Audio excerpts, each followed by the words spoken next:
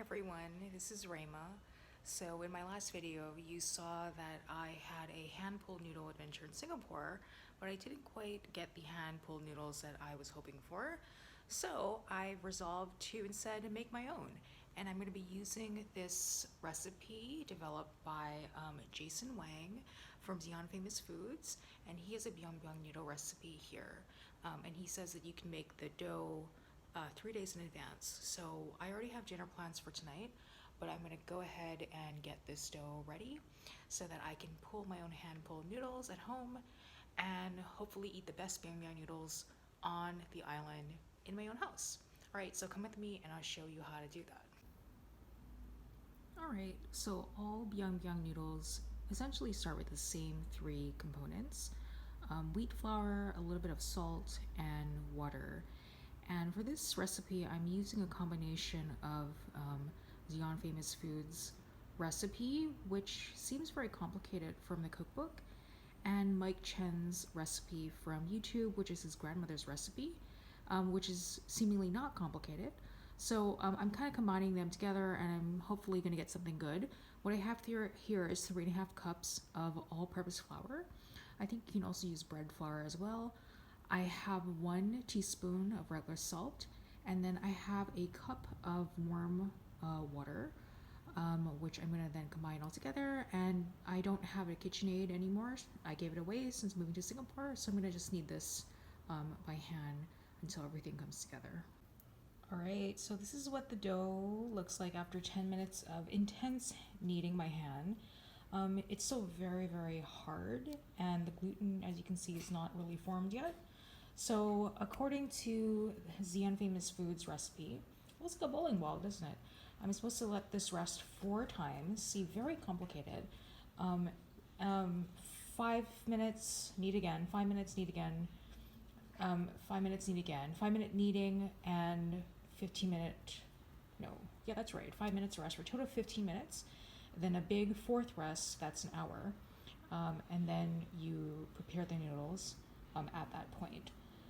Okay, so hopefully this dough ball gets a little bit less tight after the 4 rests. So I'll cover this with a damp towel and then come back in 5 minutes.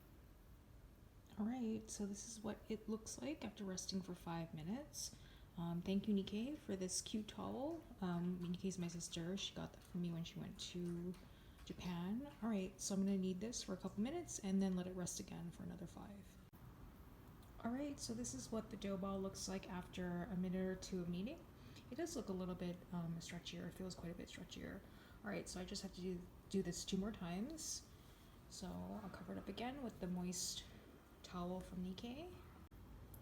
Alright, so this is my dough ball after it has rested and 3 times and has been kneaded 3 times. It's still surprisingly really hard, so I'm kind of worried about that. It used quite a bit. Sorry, that's Sibby.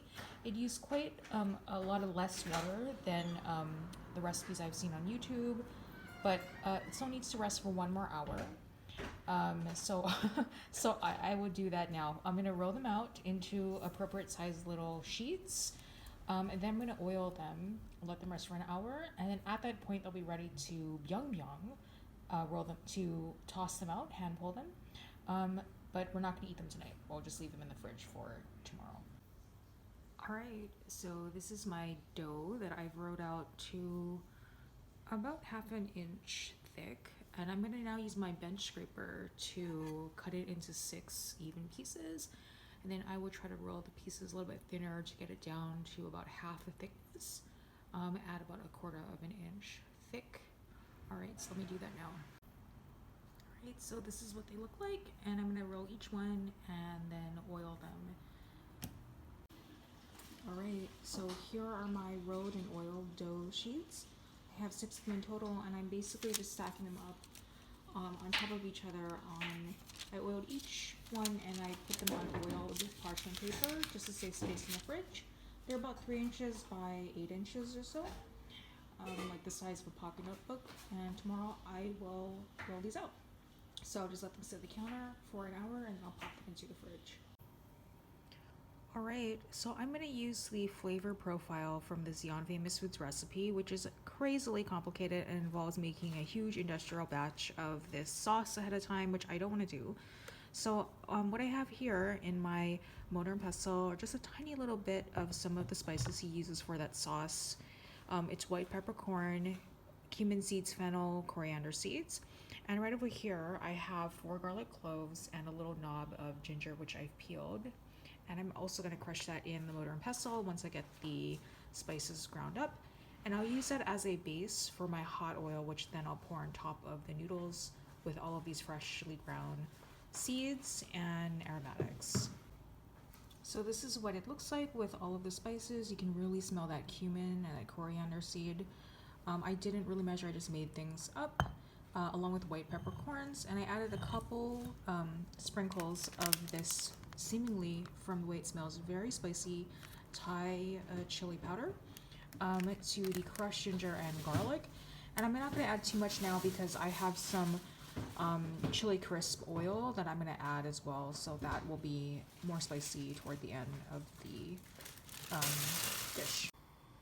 Alright, so I'm going to add a little bit of the pre-made chili crisp. I have the ingredients to make my own, I just haven't had time to actually do it yet. I hope to do it soon in another video, but I'm going to just add a little bit now to kind of mix with my little paste with the cumin seeds and the garlic and ginger. And then everyone can add more to their own bowls at the table. Alright, so here are the noodles. They've been resting for about a day.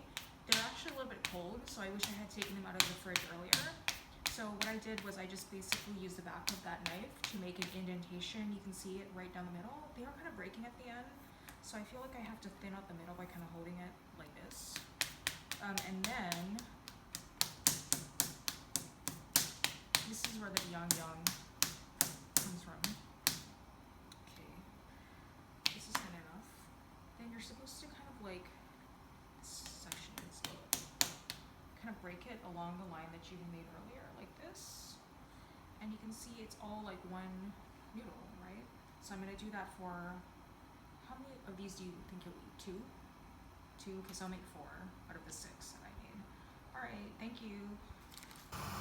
Alright, so I have my pot of water boiling here, and all of these noodles are probably sticking together because it's hard for me to film while holding this in my hand. So I have 4 biangs. I'm going to put them in here. They only need to go for a couple minutes.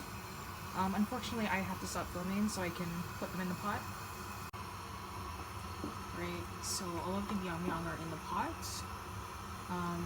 And I'm going to give them, I'm supposed to boil them for 2 minutes, but I think I dropped the temperature of the water a bit, and they're kind of thick because my technique sucks, so I'll give them 5 minutes. Alright, so the noodles are boiling away, they have a couple minutes left, and in the meantime I prepared 2 bowls, which have a little bit of dark soy sauce, regular Chinese soy sauce, black vinegar, and a little bit of vegetarian oyster sauce. And I'm going to dump the noodles directly in here. We have some parboiled napa cabbage, and then the little tarka spice mix that I'm going to top on top of the noodles, and then we're going to give it a tarka treatment with the oil, which is heating up right there. Alright, please move your hand. These are the noodles in the bowl, and I'm just going to pour the hot oil right over the spice mix. Other one.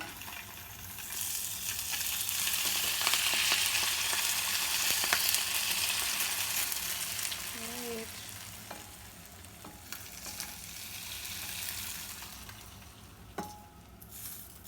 Okay. Alright, so now I'll take these to the table where we can add our extra condiments if we need them, and I will top it with freshly chopped cilantro as well. Alright, so here it is all mixed up. I just added a little bit more Chinese black vinegar and a whole lot more of the chili crisp. So let me try it. Ooh, they're hard to pick up with the chopsticks. Here they are.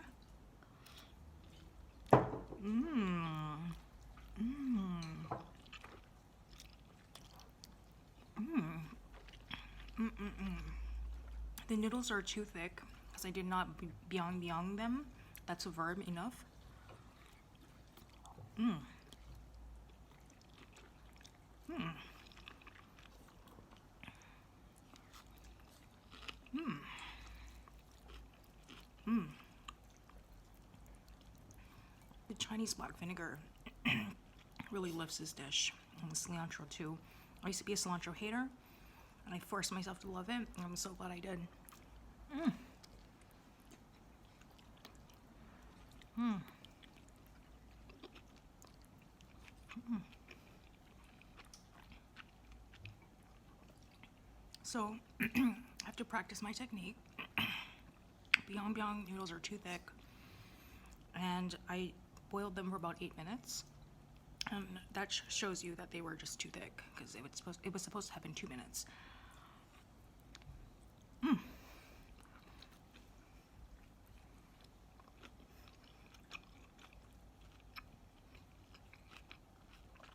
Pretty good for attempt number 1.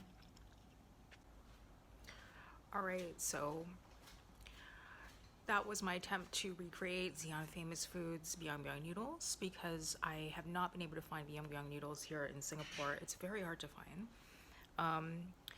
And even though I thought the recipes were overly complicated, which is why I didn't follow any of them, and then I thought that the food was going to come out exactly like how it should, and it didn't, of course, because I didn't follow the recipe.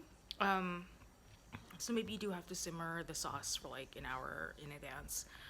These were okay. Like I said, the noodles were way too thick, and I think it's because I made them to the thickness of what I thought the final noodles should be, not realizing that they would get 3 times as big in the water. So what I should do next time is simply bring the noodles back to room temperature so that they don't break and that they're not so difficult to pull. And when I put this dough in the fridge like a day ago, I thought the dough was actually at a very good consistency where I could have actually done the noodle biang at that point. So it just seized up and got very cold in the fridge. So I should just plan ahead.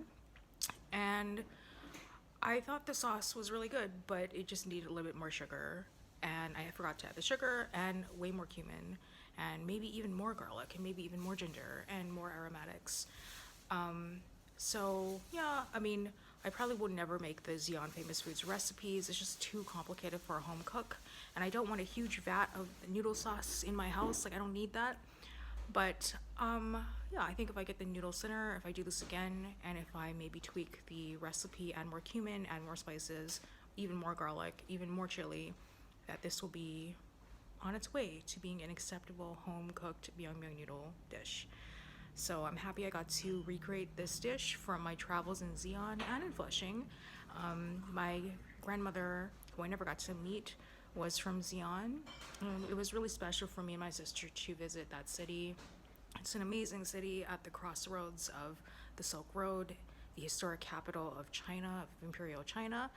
And the cumin and all of the spices really are testament to Xi'an's cosmopolitan past and heritage as this city that attracted so many different people from all over Asia and Central Asia and the Middle East.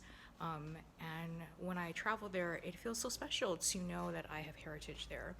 And this is my attempt to create that dish that I had so many times there and really enjoyed. So thanks for coming with me on my very chaotic attempt to make biang noodles.